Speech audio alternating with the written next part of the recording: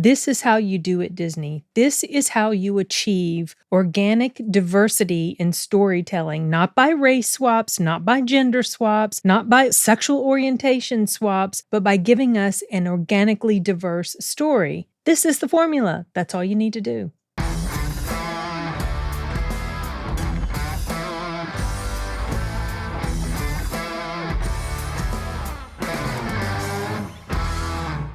What my little mini rant was about in the beginning was an upcoming Disney Plus limited series, I guess, for a show called Iwaju. I had never heard of this show. Apparently, it's been in production for a few years, as far back as like 2019, 2018, and it was recently revealed at D23 last year, the Disney Expo. So I got this email from Disney Debut, which is where members of the press or movie reviewers can log in and get access to advanced screeners. And so they sent me this a few days ago, and the review embargo won't lift until I think the 28th. So this is going up on the 28th or 29th, around there. I'm filming this on Saturday, the 24th. I just finished watching all 6 episodes of this series last night, and then tonight I watched a little documentary that goes along with that. So basically, Iwaju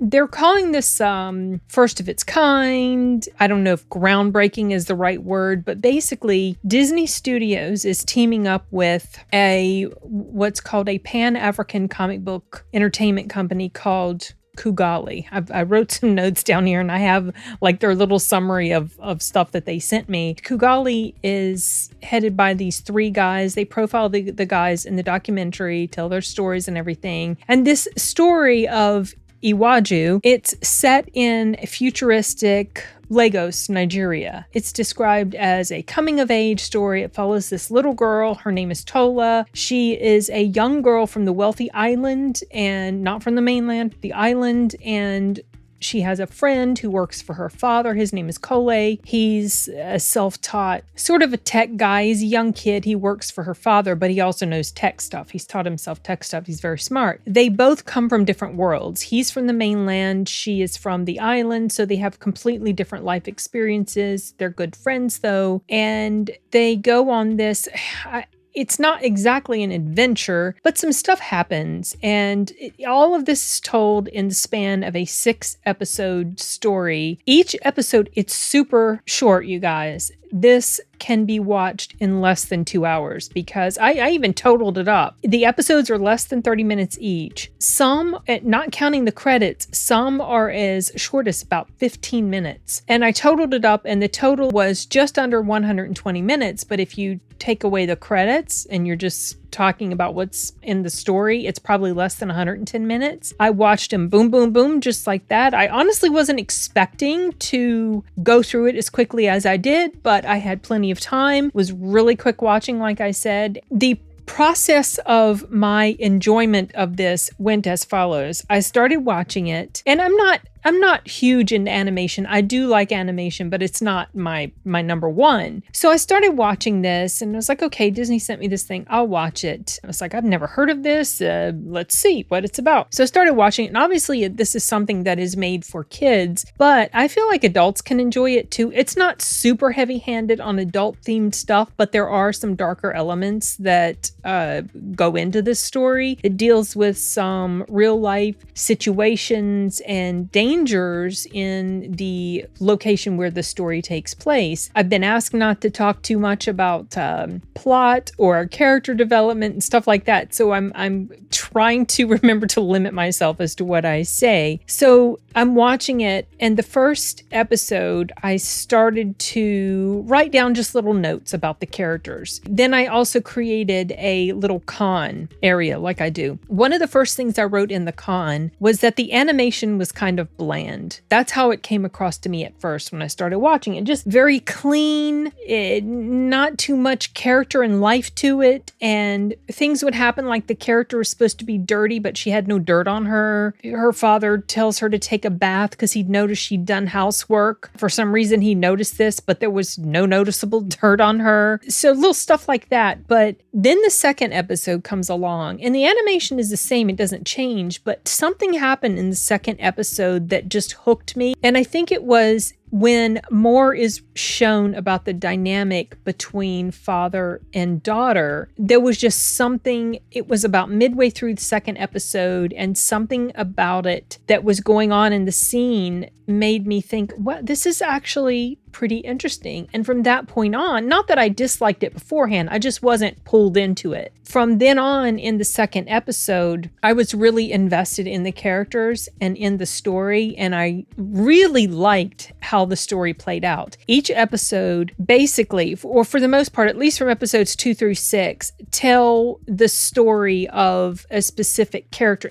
Like, the whole thing's intertwined, but let's say there's this cast of characters. We have Tola, we have her father, we have her friend, and other characters. There's like a villain in here, and each episode is dedicated a bit to their story, their backstory, and telling stuff about them so that you get more of a feel for what makes them as a person, why they are the way they are. And I thought that was done in a really solid manner. And they also, while they focus on a specific character in each episode, everything is still tied together. All these characters are still interwoven. The story continues. And so you don't really get sidetracked too much with too many flashbacky things happening. You get just enough to actually really understand these characters, what makes them tick, whether you pull for them or not. So I just flew through the rest of the episodes and I was like, wow, this is actually really enjoyable. This is well done. I was just so impressed with the way the story flowed, and impressed that there wasn't, not that I can discern anyway, any sort of woke nonsense crap that we see in so many things from the United States, especially. And then I watched the documentary, and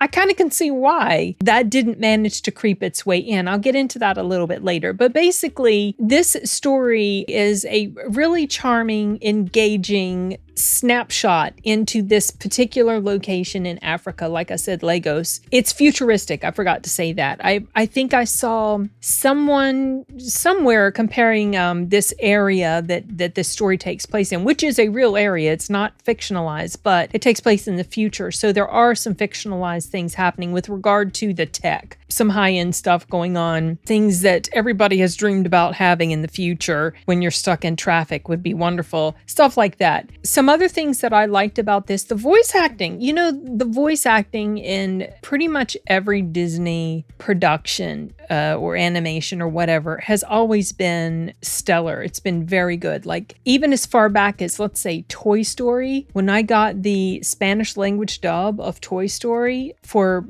Arturo when he was a very young child, it was amazing. It was so good. And the voices almost match completely with the English language voice work. So they do a really good job with that. This is not all on Disney, actually. I mean, because there were other entities involved in this whole production. It was quite interesting. I found out that the little girl who does the voice of Tola, this is her first acting gig. Her first voice act. She was so good. Her little cute voice was adorable. And then as you get into the story, she gets more adorable with her little face. Not that she wasn't before, but you get more invested in the character. And what to me at first felt like bland animation really started to grow on me. I did like and appreciate the way the animation was done. Very colorful. The locations, they would show places in the marketplace, and then they would show the different homes and everything, and the voice work. And so I really liked the whole environment of where the story took place. So I guess that's about as much as I'll go into when it comes to the specific or elements of the story. I have kept it as vague as I think I possibly can. There was something else I was going to mention. This is very Nigerian in that many of the people involved in the production on this, or the core people, are Nigerian. Some of them don't necessarily live there anymore, but they've all got an anchor to this place. And so it was mentioned in the documentary that there was no way that we're going to make this story without there being pidgin, Nigerian pidgin English. I think that's how you pronounce it. And there were moments where, you would they would be speaking this other language, but that certainly lent authenticity to it. There was no subtitle for it either. So I didn't always know what they were I got the gist of it. It's not like you're completely left like, what are they? So what do they mean? You can get what they mean, but that certainly gave it more of an authenticity and made it feel like it was definitely something that came from Nigeria. That was just another thing that I appreciated about it. There were some cons besides the first one, or the first couple that I mentioned. A couple cons that I'll throw out there. They're not major, honestly. The little girl, she's one of those typical super smart, almost too smart for her own good type of thing. Like she's 10 years old. Her vocabulary to me wasn't believable for a 10-year-old. She would use comments like that she gets the subtext of something. Children don't generally talk like that. And she also used she used the word vile. That's not, it's not like that's a totally unknown word, but children don't typically talk that way. However, she's educated at this private school. She's a huge bookworm. She's very bright. So while these were things that jumped out at me as like, I don't know about that, I guess you could say it's believable because of her story, the whole thing about her character. But the only downside was it just felt like, okay, this is the type of character we've seen before. However, as the story goes on, it's not so much of an issue. I really did like the character of Tola. I liked pretty much all the characters in here except for obviously the baddies, but even the baddie was presented in such a way that you can sort of kind of understand his mentality, even though you see that he's just not a good person at all, and nothing that he says justifies his actions. But still, I felt like the characters were pretty well rounded, and that was something also that I appreciated about this. One of the other things that I wrote down as a con, there's a thing that happens in here. It's on the darker side. That's not what the con is.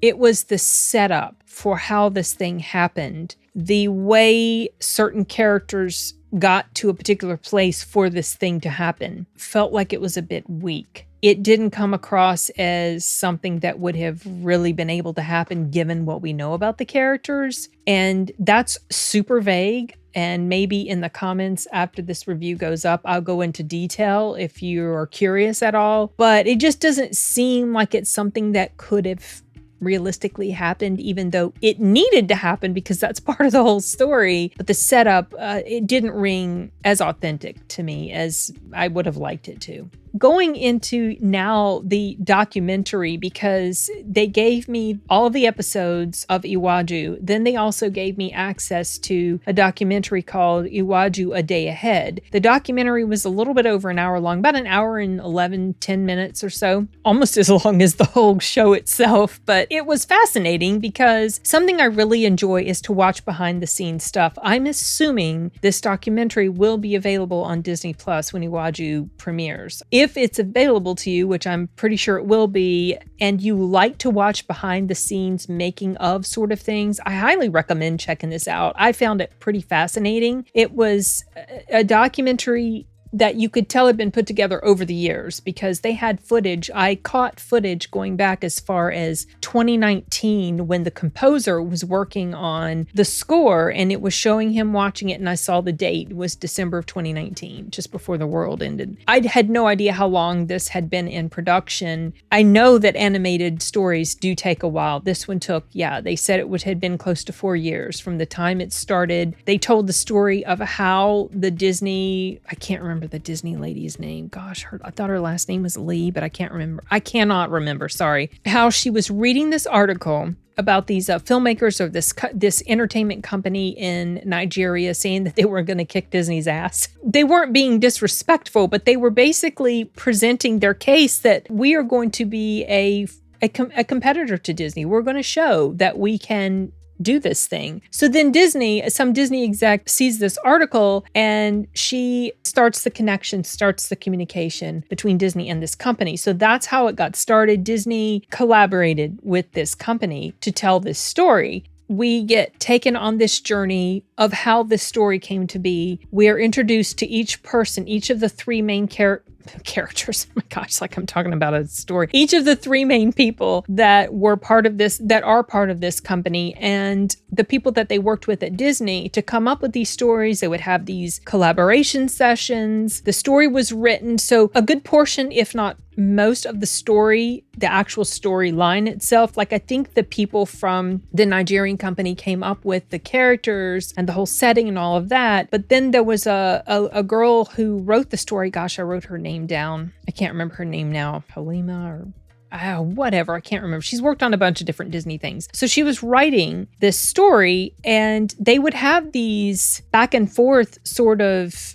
discussions about, no, that's not appropriate for Nigeria. That's not something that would fly here, because one of the guys from the company, he was kind of deemed as part of the consultant, the Nigerian consultant, and they would run this stuff by him, things that were being written, and he would go through it and he would give it a yay or a nay. And they talked about how there would be lines that this American writer had written that she really didn't want to let go, but she had to because they didn't serve the authenticity of the story. And I really appreciated that. And I think that is probably one of the big reasons why there was no wokey nonsense that was woven into this, because maybe she wrote something that was, I have no idea. I have no confirmation, but this is just my suspicion based on what's been happening with Disney. But she would receive pushback from people who live over there and knew better than her. This is not something that we would say here. This is not something that would work here. And that guy was even giving advice to the voice actor for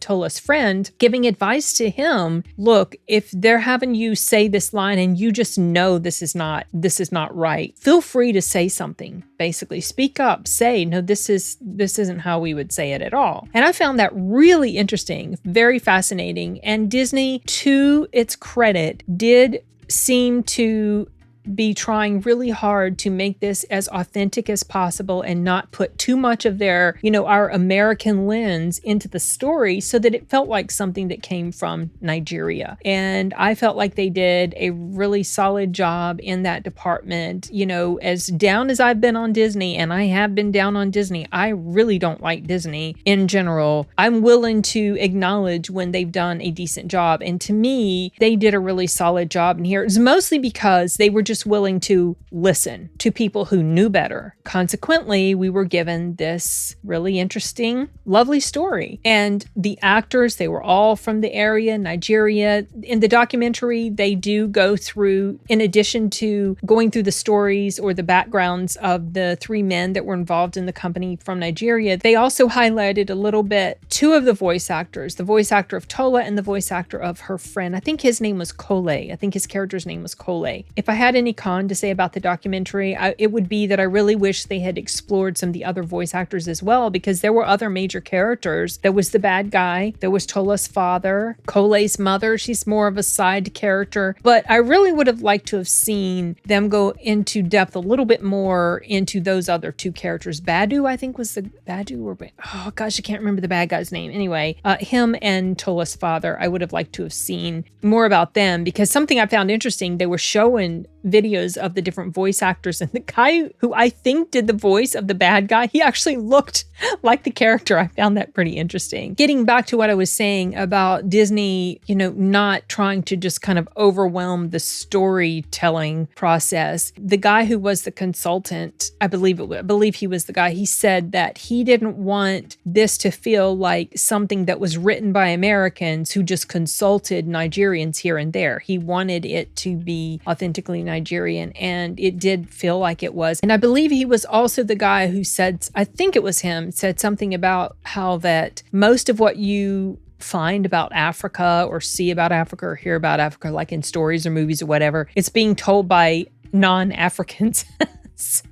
And he felt like it was important that Africans tell their own stories. And I agree. There was also something else that was kind of cool. They were talking, these three guys were talking about, or two of the guys at least, were talking about how the Lion King, the one from the 90s, had been their inspiration to get into the work that they do. And it was so fascinating that when they started working on this project with people at Disney, that one of the guys, his name was Marion West, who worked on Lion King, also collabed with them on this. So that was kind of a cool, like, oh my gosh, that's really exciting for them. That was really interesting. I've gone on much longer than I meant to, but all in all, I just wanted to say that I really did enjoy this little series and the documentary as well. And if you guys get a chance to watch it, I'm curious to hear what you think. And just like if you picked up on the same sort of stuff that I did, if you appreciated the same sort of stuff I did, or if you thought it was like, I personally do feel like the storytelling was fairly solid, and was very happy that that was the feeling that I got as I was watching it. I feel like this is maybe a good stepping stone for Disney to... In the documentary, they said that Disney's never partnered with an outside company like this. So maybe if this does well, this will be a good stepping stone for them to, if they want to bring us real diversity, go beyond our borders and show us cool stories from all different places of the world, because there's plenty of them there. Don't go doing the nonsense that they have been intent on doing, not just Disney, but other entertainment companies. Give us truly, authentically diverse stories. And if it's well written, people are going to like it. I think that's all I have to say about it. Watch me find there was something in my notes that I missed, but whatever. If it's important enough, I'll put it in during editing. Okay, you guys, that's it for this one. Hasta luego.